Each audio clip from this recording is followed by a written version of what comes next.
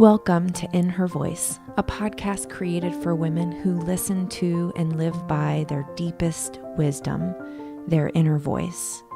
This was made for you, the woman who feels pulled to more, to lead, to create, to dream, and to be a world changer.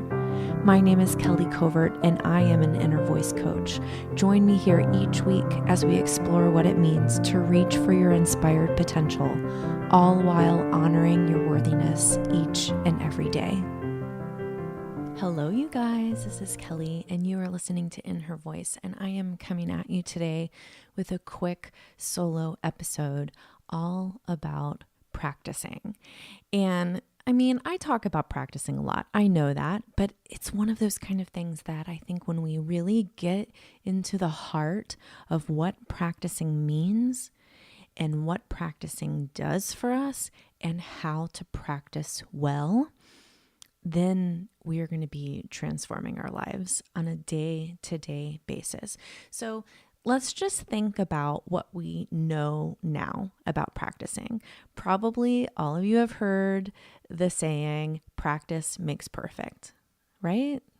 Right? Like, isn't that our hope that if we just practice something enough, we will be perfect at it?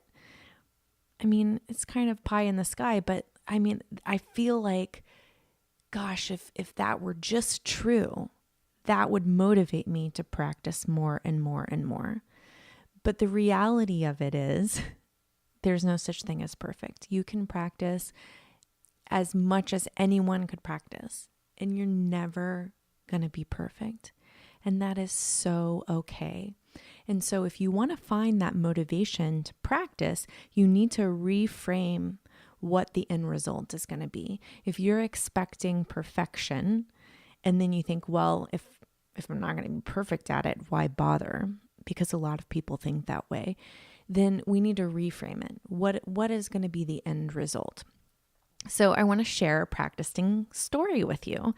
As you guys know, I'm a flutist, and practicing is a big part of my daily life and in my life as a flutist. And I actually did a quick calculation to kind of give myself an estimate on how many hours in my lifetime I have practiced the flute. So I've been playing flute for almost 35 years, and I figured very conservatively that I probably practiced at least 300 hours a year in those years that I played flute. And certainly there are years that were probably less than that.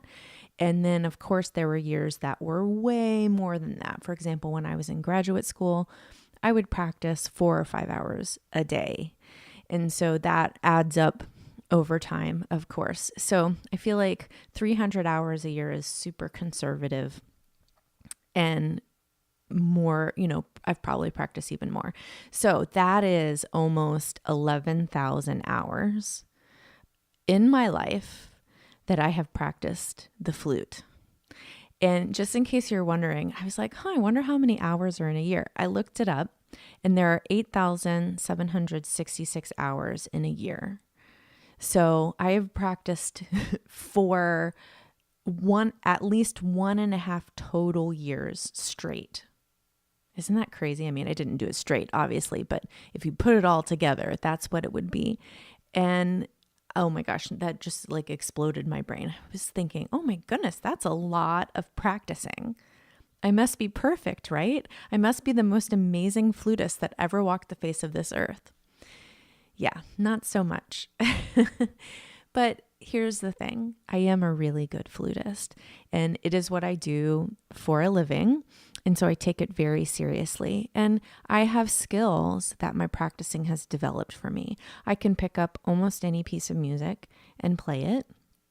I can produce a sound that I love anytime that I pick up the flute, almost anytime. There are days that I have a harder time to make that sound that I love, but I can get there. It always sounds like the flute, if you know what I mean.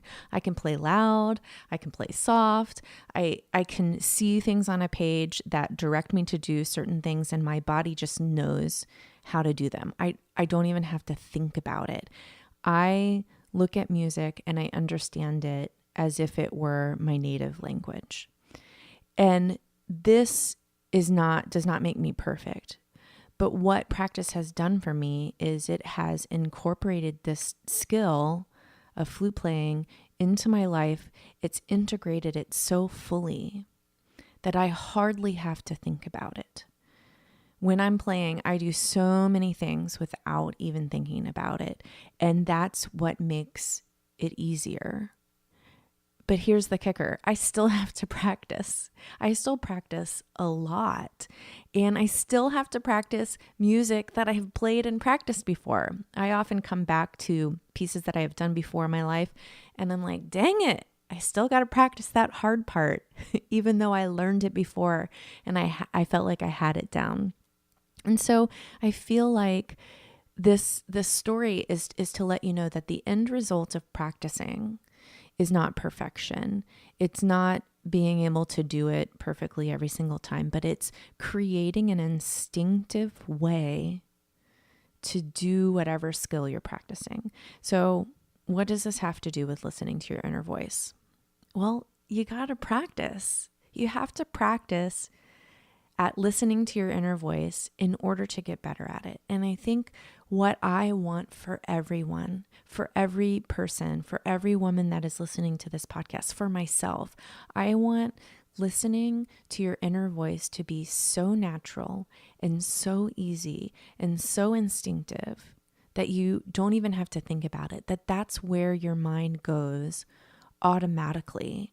Instead of going to the fear, instead of going to the doubt, instead of going to that inner mean girl voice that tears you down, I want you to listen naturally and easily to that inner place of wisdom, that guidance that is there for you all the time.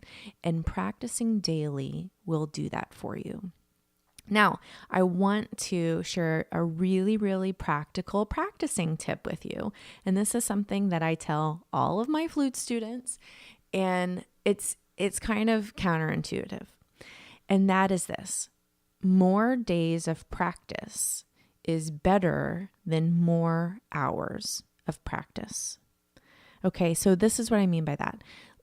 It is better to practice a tiny bit every single day. Let's say you're going to practice 15 minutes every single day at listening to your inner voice. And this can look like anything. Your practice can be journaling. It could be meditation.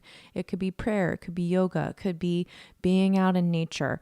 It could be just sitting and focusing on your breathing. Whatever practice helps you to connect to your inner voice, that is what you're practicing. And that practice can be different every day, and it's still practicing listening to your inner voice. So say you practice 15 minutes a day, every single day. If we add up that time over the course of a week, that equals 1 hour and 45 minutes. So for one whole week, you have practiced daily for 15 minutes, and that comes out to be total time 1 hour and 45 minutes.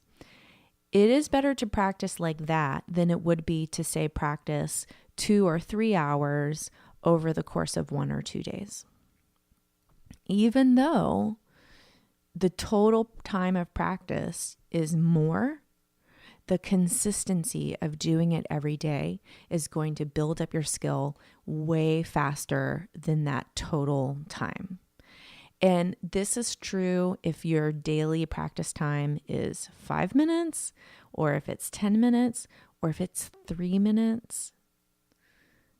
Have you ever started scrolling on Instagram and then realized like 15 minutes went by?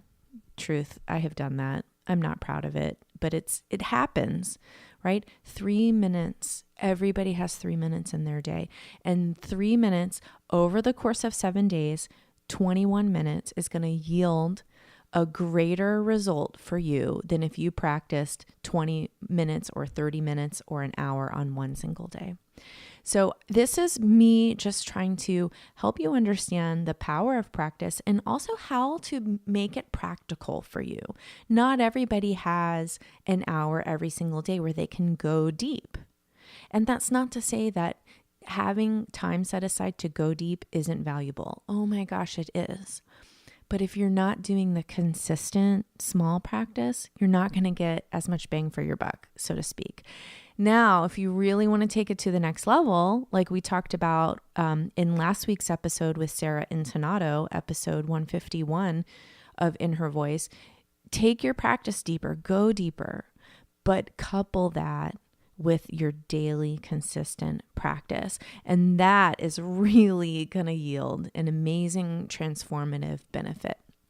So I really want you to take this to heart and don't feel overwhelmed. I think when you think about practicing, it's easy to feel like, well, it's something I have to do forever. Why do I even want to start? It will yield results, and you have to trust that. But it can be scary. It can be overwhelming. Sometimes you might feel like, I don't even know where to start. I don't even know what from that list of things you said, yoga, journaling, meditation, all of that. I don't even know how to do those things. They scare me. I open the blank page of my notebook and I think, what the hell am I going to write right now? And I get it. And that is what I do. As an inner voice coach, I will help you figure out what practice works for you. I will help you get connected to that voice. I will support you and encourage you in keeping that consistent daily practice. And one of the ways I most love doing that is with my new program, Inner Voice Coaching Your Pocket. It is a Voxer coaching program. It's super cool. And I literally, like the clients that I have that are using this right now, I touch base with them almost every single day to see what their inner voice is saying, to ask them, to reflect back, to listen. Have I ever told you that listening is one of my superpowers? And that is available to you. So if you are really ready to build this consistent daily practice and you need help with that, let me know. Let's talk about this. I want you to go to the podcast app that you're listening to. You can click right on the link. It's kellycovert.com/coachinyourpocket. And I'm going to put the link right there. If it doesn't click through, just go to my website, click on work with me, and you'll find the tab right there. Let's chat. Let's talk about if this is the right program for you, if this is what you really need, because I am here for you. And I know that you want to live a life that feels aligned, that you want to live a life that feels powerful, that you want to live a life that feels like you're living into your inspired potential, where you wake up every single day and you say, yeah, this is right where I want to be. And there's more for me, and I can still love this right now. You deserve that. You were born for that. And don't ever forget how worthy you are.